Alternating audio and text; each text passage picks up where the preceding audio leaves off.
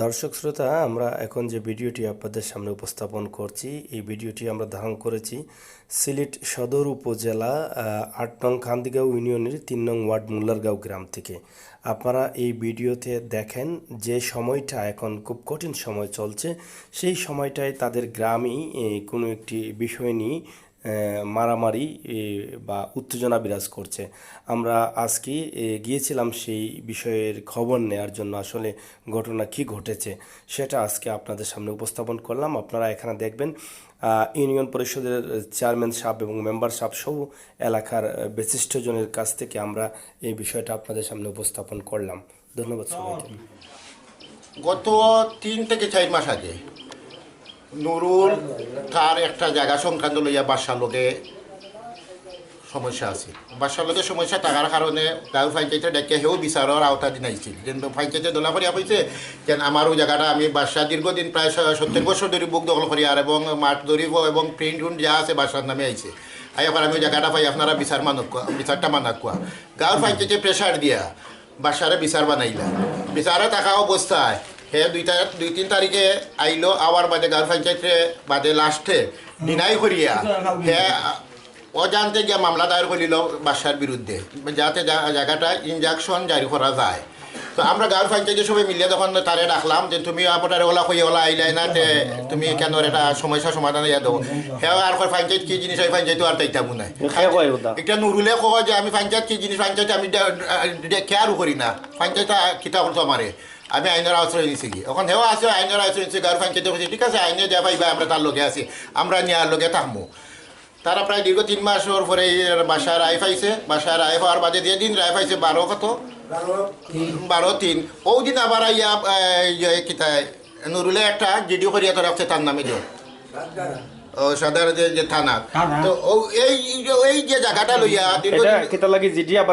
আবার করে ও কথা লাগি যে এই জায়গাটা তো অলরেডি বাসায় ফাইলিছে, যদি কিছু সময় লিন্টার করা আছে, যদি আবার কোনো সময় বাসায় ওয়াল দেওয়া যায় যাতে করতে পারে না এবং গ্রামের মানুষের যাতে সহায়তা করতে পারে না, বাসারে পঞ্চায়েতের সহায়তা আবার ও জায়গা দেখাই আবার জিডি করে আবার জায়গা দেন এই জায়গা দেখাই দেন তার হুমকি দামকি দেখাই গাঁও পঞ্চায়েতে তার হুমকি দামকি দিবা দেন যে কোনো সময় তার নিরাপত্তা লাগে জিডি করছে। জিডি করার পরে আমরা গ্রামের মানুষ আমরা তারা আইনের আশ্রয় দিচ্ছে যে করছে, কিন্তু সে কোনো ধরনের গ্রামরে যখন না মূল্যায়ন না করিয়া মানুষরে আরও কিছু তার আত্মীয় স্বজন যে সাঙ্গ লইয়া একটা দল গঠন করে যাতে নিরীহ মানুষের উপরে অত্যাচার করতে পারে, তার আশপাশ বাড়ির মানুষের উপরে অত্যাচার করতে পারে। সেই হিসাবে গত বুধবার সকালে বাচ্চু একটা ছেলের সামাজিক সংগঠনের সাথে কিছু জড়িত, হ্যাঁ ত্রাণ বিতরণ করার লাগে এই যে বর্তমান যে সিচুয়েশন সংক্রামক ব্যাধি থেকে রক্ষার লাগে গ্রামের যুব সমাজে উদ্যুক্ত করিয়া প্রায় ৭০,০০০ টাকার মতো সাদা তুলিয়া সহায়তা তুলিয়া যে বিতরণ করার লাগে উদ্যোগ নেয়। ওই সময় এই যে সেলিমে ইয়া কয় এই শালার ফুট তুই না আমরা বাড়ির থাকোস, আমরা খান্দার থাকোস, আর আবার গাছ দেখি জোর লগে গ্রাম পঞ্চায়েত লগে পঞ্চায়েত তোর মার হাই না বাপ। এই যে কথাটা কইলা যে আমরা বাড়িতে থাকোস, ও তার একই বাড়ি পাশাপাশি বাড়ি একই, যেমন ধরো কাজিন সাসার গরু ভাই একই, তো একই এরিয়া রাখি ওই হিসাবে আমরা কই না দিতে আমরা বাড়ি আমার বাইরে আমি কই না আমরা বাড়ির মানুষ, তো একই বাড়ির মানুষ। তো তারে খুব আলাদা করছে, খুব করছে। করার পরে হে গিয়া আমরা গ্রামের যখন আমরা সারা গ্রামটা হইলে মুলারগাঁও 3 জন মুরব্বী দ্বারা পরিচালিত হয়, আমরা সবাই তারা সম্মান করি। 2 জন, একজন হাজি সাহেব, 2 জন আগে একজন সাবেক মেম্বার আর এখন বর্তমানে একজন আছে এখানে নাই, উনিও একজন মুরব্বী, এরা আমরা সম্মান করি। হ্যাঁ মুরব্বী একটা শরণাপন্ন হয়েছে এবং ওই হাজি সাহেবের বাড়িতে দোলা হয়েছে। হাজি সাহেব কইছেন বাবা আমি তো কিছু কইতে পারতাম না, আমি মসজিদও যা কইতা তোমার কই মনে মসজিদ জোরের অর্থ কই মসজিদও আমরা সবাই নমাজও আমি নিজে নমাজও গেছি, জমাত পড়ছি। জমাত পড়ার বাদে ভূষণ আইসে যেন একটু পরে অন্য বই জানেন একটা প্রবলেম আছে, প্রবলেমটা দেখা যায় না, সলভ করা যায়, সমাধান করা যায়। বইছেন সবাই সবার বহার বাদে দেখা যায় আমরা তাকে খান্দিগাঁও, গোফাল, হুলকিসি, তিলকপুর, সাদিপুর থেকে প্রায় 15-20 জন মুরব্বিয়ান কিতা যে তোমরা গাঁও রক্তাক্ত হয়ে যার আমরা খবর পাইছি, ফোন পাইছি, তে কার কাছেই পাইছো আমরা নুরুলের পক্ষতাই পাইছি যে ফোন পাই আইছি যে তোমরা গাঁও রক্তাক্ত হয়ে যার যে হয়ে যার, তে আমরা অর্থাৎ একটা সুরা চাইলাম, একটা ব্যবস্থা চাইলাম, আপনারা একটা যে ফরক কর। আমরা মই মুরব্বী কইলে তো বাচ্চু তুমি কিতা কইতা চাইরা যে বাচ্চু কইলে আমি ওলা সকালে আমার আইয়া ওলা সেলিমে কোথাও করছি, ওখানে আপনারা গেছি যাত্রা করলাম।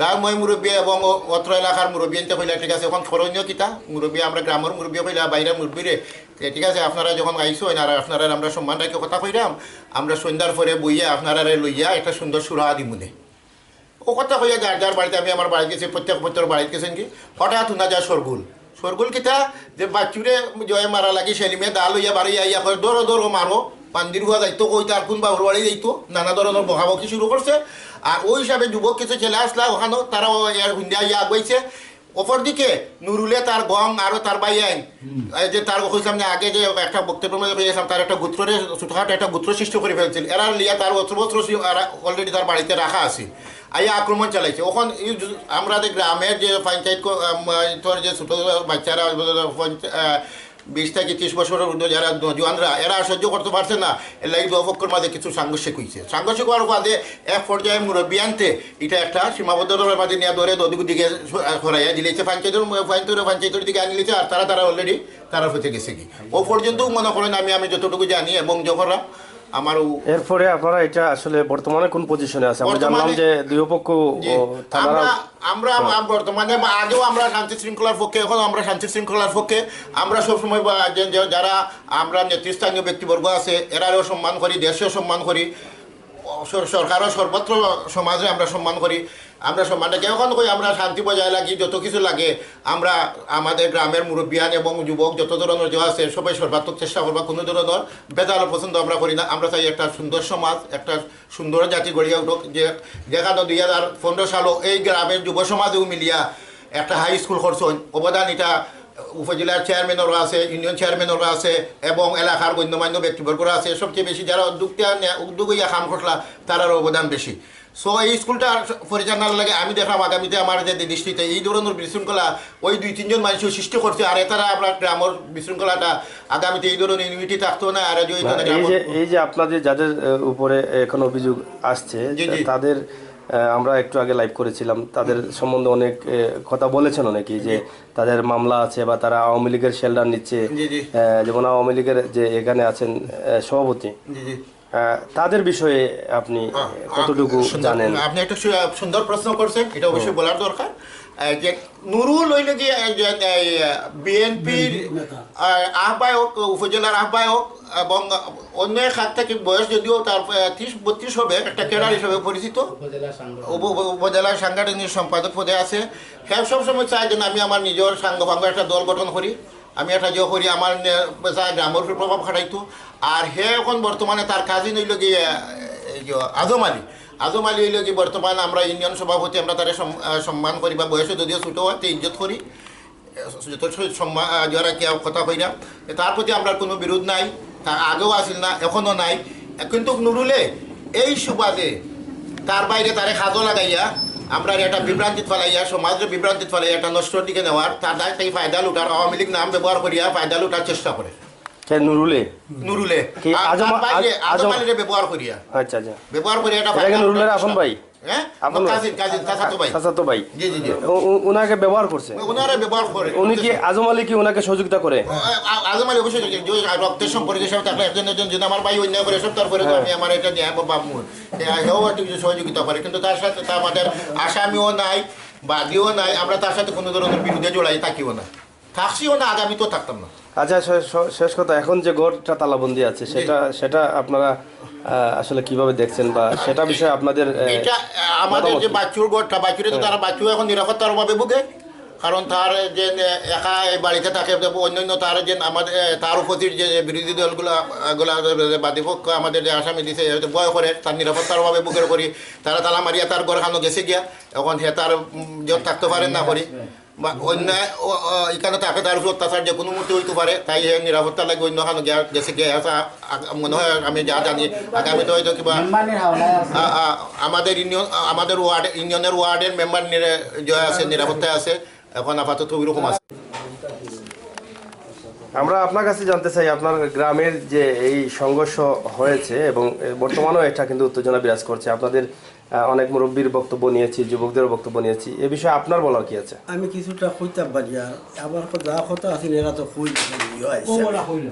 আমি কিছুটা দেবো কইলাম প্রথমে যে আমার রুলের পক্ষ থেকে একটা বিচার দাওয়াত দিছে কি আমারে আমি বয়স্ক মানুষ আইতাম পারতাম না হইয়া আমার খাম হয়ে আনছে আইসি নয়া দেখছি যে বাড়িতে বয়া সারাও গাঁও মুরব্বী বয়ার বাদে নুরুল আইসে না ডাখন না হওয়ার কারণে তার আত্য দুইজন বাচ্চা গছিয়া নিছ যে আমরা নুরুলের কান নিলাম আমরা একদিনের সময় দেও হই আর তার আত্য দুইজন বাচ্চা নিয়েছেন গছিয়া এর পরের দিন আবার বইছ বোয়ার পরে এরা দিছ যে আমরা পারছি না নুরুলে মানাইতাম পারছি না মানে পঞ্চায়েতের ডাকে পঞ্চায়েতে আসে পঞ্চায়েত ডাকা আসে না আয় না তার সারা দেয় না তার আত্য দুইজনে নিছিলাম এরপরে আবার তার আত্য দুইজনে বা 10 দিন আইস বা 10 দিন আরোবার আইসে না ডাকো পঞ্চায়েতর ডাকো আবার নিছ তার আত্য 4 জনে নিয়া পর্যন্ত আমরা এখানটা বুঝছে না বুঝাই আমরা সামনের তারিখে লই যাইব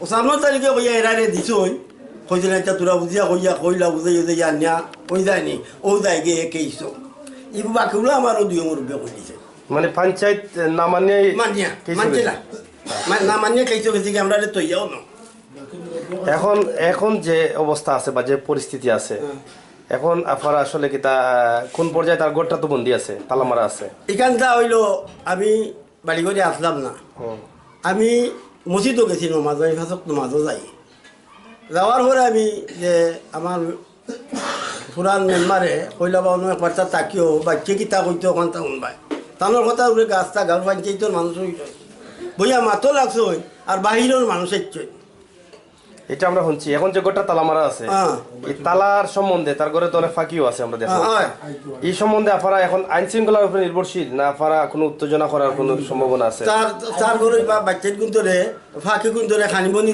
দিতে দেন না সালে আছে ফাঁকি বড় ফাঁকি আছে মেম্বার নিয়ে আইয়া যে আমার কত দান এনে তো দান দিছে দান দিয়া গেছে মেম্বার নিয়ে ও ফাঁকি রে সালও দিছে আর গরু দিছে আমার কাছে এখন তো এই মামলাটা এখন আপনারা যে বেজালটা তো আপনারা কিছু রইছে না থানাত গেছে কি এখন আপনারা থানা মানরা নি না আপনারা পঞ্চায়েতি ভাবে শেষ করার না আমরা পঞ্চায়েতে শেষ করতে পারছি না এখন থানা মানেন আইন মানি আমরা আপনার কাছে এসেছি বর্তমান যে সময় এটা বাংলাদেশের জন্য খুবই একটা কষ্টের সময় যেটা এর আগে কখনো হয়নি সারা বাংলাদেশের মানুষ গড়বন্দি তথা সারা বিশ্বের মানুষ গড়বন্দি আপনিও জানেন যে বাংলাদেশ সরকার ঘোষণা করেছে করোনা প্রতিরোধের জন্য ঘর থেকে বের হওয়া যাবে না এবং ভিড় ধরে থাকা যাবে না সেক্ষেত্রে আপনার ওয়ার্ডে যে দুর্ঘটনাটা ঘটেছে বা কয়েকদিন যাবৎ উত্তেজনা বিরাজ করছে এ বিষয়টা আপনি আসলে কিভাবে দেখেন বর্তমান পরিস্থিতি হইল বাংলাদেশের ভয়ঙ্কর আমরা সরকারের নির্দেশনা হইল আমরা ঘরতেই বার হইতাম না বাজারে বেশি চলাফেরা করতাম না এগুলো নিয়ে আমরা আতঙ্কিত আছি আমরা গত পরশু দিন মিটিং আছিল ইউনিয়ন অফিসে একটা সময় মিটিং আমার মানিক ভাইয়ে কইলা মানিক দারোগা এনে কইলা ভাই দৌড় তোমার ওয়ার্ডে একটা দুর্ঘটনা ঘটে আমি ইউনিয়ন অফিস থেকে মিটিং ফালাই যাচ্ছি আইয়া পাইছি জমাত আরম্ভ হয়ে গেছে জমাত শেষ হয়ে গেছে জমাত পাইছি না পাওয়ার কারণে মসজিদে গেলাম গিয়া দেখলাম সারা গ্রামের পঞ্চায়েতের মানুষ এখানে আছে আশেপাশের কিছু গ্রামের মানুষও আছে আমি বক্তব্য দিলাম মসজিদে আপনারা পঞ্চায়েতের কাছে আইসি আমারে থানার এজন ফাটাইছ আমরা এই গ্রামের মাঝে দুর্ঘটনা কিতা করছে মুল্লারগাঁও ঘটনা করছে কিতা সারা গ্রামের পঞ্চায়েত কইলা না আমরা তো জানি না কোনো দুর্ঘটনা ঘটছে না ওই সময় যে লোকে দুর্ঘটনা ঘটছিল বাচ্চুগরি নাম এই আবু মিয়ার যে বাড়িত সেলিমে যার সাথে ঘটনা ঘটছে সকালবেলা বর্তমানে যে গড় ছাড়া আছে তার ঘরে এখনো তালা মারা আছে হে মসজিদ গেছে পঞ্চায়েতর গেছে ইয়া হয়েছে পঞ্চায়েতর গেছে বিচার প্রার্থী হয়েছে যে আমার বিচারটা করিয়া দুঃখা আমি নিরীহ মানুষ আমার উপরে এইরকম জুলুম অত্যাচার চলে আমার গড় দুয়ার বাড়ি ভাঙিলার আমার খাটিলিত কর মারিলিত কর এই ধরনের কার্যকলাপ করে গ্রামের পঞ্চায়েতের মানুষ কইলা হয় ঠিক আছে আমরা তো জানি না রে বাবা এখন যখন হইছ আমরা শুনছি আমরা পরবর্তীতে এটা লইয়া বইমু এখন দেশের পরিস্থিতি বালা নাই চিত্রি যাও মানুষ সব এখানে থাকিও না সাথে সাথে একজন সরকারি কর্মকর্তা একজন পুলিশ আইলা আবার ঘরে আমাদের গেলে মেম্বার এখানে কোনো দুর্ঘটনা ঘটছে না আমি বললাম জি না স্যার আপনি জানো তো ওল পঞ্চায়েত আছে কেন কোনো দুর্ঘটনা ঘটছে না ওল পঞ্চায়েতের মানুষের প্রমাণ দিলা জানা এখানে কোনো দুর্ঘটনা ঘটছে না আমিও কইলাম বিলেজিও স্যার কোনো দুর্ঘটনা ঘটছে না এই যে মানুষটা মসজিদও আসিল যে বিচার প্রার্থী হয়েছিল বাচ্চু আমরা তার বাড়ি করে গেলাম কি ভাত খাওয়ার বাচ্চুরে পঞ্চায়েতে পাঠাইছুন বাড়ি তুই তোর বাড়ির যা তার বার্তা কি কল গেছে তুমি বাড়িতেইও না আইলে তোমারে বেরিয়া খাটিলি বা মারিলি বা সাইও বাড়িতেই পাই বার্তা কি ফোন গেছে ওই সময় বাচ্চা কইছে এলাকা গাইরামর পঞ্চায়েতর মোল্লারগাঁওর পঞ্চায়েতর মই মুরব্বীরে যে আপনার কাছে বিচার দেওয়ার কারণে আজ আমি বাড়িতে ঢুকতাম পারলাম না, আমি এখন বাড়ি যেতাম দিলাম। গ্রামের মই মুরব্বী কইলা যে কাজ করো, ওবা 2-4 জন বাচ্চা কাচ্চা এনে লগে দেও দিয়া এনে বাড়িতে ফাটাও, এবার তুমি তোমার বাড়িতে যাও। 2-4 জন ফাংলা দিয়া তারা বাড়িতে ফাটাইছে। বাড়িতে ঢুকতে না ঢুকতে তারা মারপিট আরম্ভ করছে। এখন পঞ্চায়েতর মানুষে কিতা করতো, তার জান বাঁচাইতো গিলা আর ইগু বাঁচাইতো গিলা। এই সময় আপনিও এই জায়গায় উপস্থিত আছেন? না, আমি উপস্থিত না, আমি পরে আইছি। পরে আইছেন, আচ্ছা। আমি এই বিস্তারিত ঘটনা জানছি। এখন পঞ্চায়েতর মানুষ আইছে বাঁচানির, এখন পঞ্চায়েতের মানুষের লোক আক্রমণ হয়েছে। মানে একটা গ্রাম একদিকে আর 5-7টা গড় একদিকে, এখানেও তো একটা অনুভব করা যায় যে মানুষ খেয়ে কতটুক বালা আর খেয়ে কতটুক বাদ, খেয়ে কতটুক আচরণ বালা করবো আর খেয়ে কতটুকু আচরণ বাদ করবো। পরবর্তীতে আমার কাছে ফোন গেছে যে মোল্লারগাঁও মাইল লেগেছে, আপনার সাথে সাথে আপকা। আমি সাথে সাথে আইসি, আমার গ্রামে একটু দূরে আছে সাদিপুর। আইয়া বাইজি গেল মাইরে কেজি শেষ হয়ে গেছে। আমার সাথে সাথে আজম আলী এবং আজম আলীর ভাই বাতি যায়, আমার ভাই খেফিয়া উঠছে, এই মেম্বার তুমি এই করাইলাই সেই করাইলাই হইয়া আমার ভাই খেফিয়া উঠছে। আমার গ্রামের মানুষের পক্ষ দিলেই তো আসছিল। আমি খবরদার, আমি মেম্বার, আমার এজনে গালিতে পারে কুদাইতে পারে, এখানে তোমরা কোনো ভূমিকা নিও না, আমি গাইল শুনবা লাগে মেম্বার হয়েছি, খবরদার যাও তোমরা দাঁড়িয়ে বাড়ি করে যাও। এই সময় যদি আমার গ্রামের মানুষের একটু ভূমিকা নিত কি আর একটা মাইরে যায়, বড় ধরনের আশঙ্কা রয়ে যায়। আচ্ছা। কিন্তু এই যে ঘটনাটা তারা করছে আমার লগে খুব বাদ ব্যবহার করছে। এখন আমি যে এটার উদ্যোগ নিতাম ওয়ার্ড হিসাবে, এলাকা হিসাবে, কিভাবে উদ্যোগ নিতাম, আমি তো উদ্যোগ নেওয়ার কোনো সুযোগ পাইলাম না। তারার গেছে গেলে তারা উল্টামাতে গেলে এই যে পক্ষ গেছে, নুরুল্লোর পক্ষ গেছে, আজম আলীর পক্ষ গেছে গেলে। মানে এখন পর্যন্ত আপনি গেছিলেন, তারা গেছে? জি না, আমি গেছি না, আমি তো তারা তো আমার খুদে দিলাইলো। এর পরবর্তীতে আর আমি গেছি না। পরে আমার আপনার চেয়ারম্যানে কতটুকু জানেন? চেয়ারম্যানে আইসন, আমিও চেয়ারম্যানের সাথে আসলাম। নুরুল্লোর বাড়িতে গেছি, আজম আলীর বাড়িতে গেছি, চেয়ারম্যান লইয়া এলাকার মই মুরব্বী লইয়া আমরা গেছি গিয়া। তারা কেউ বাড়িতে পাইছি না, না পাওয়ার কারণে তারা মেডিকেলও গেছো। আমি মেডিকেল গেছি না কোনো কারণে, যখন তার বাড়িতে গেছি আমার দেখতে পারছে না। এখন যদি মেডিকেল রুগী দেখা যায়, এখন যদি এই বেটা আইনো আইসুস কিতা লাগে, আপনি গেছেন এই বইয়ে আমি মেডিকেল গেছি না।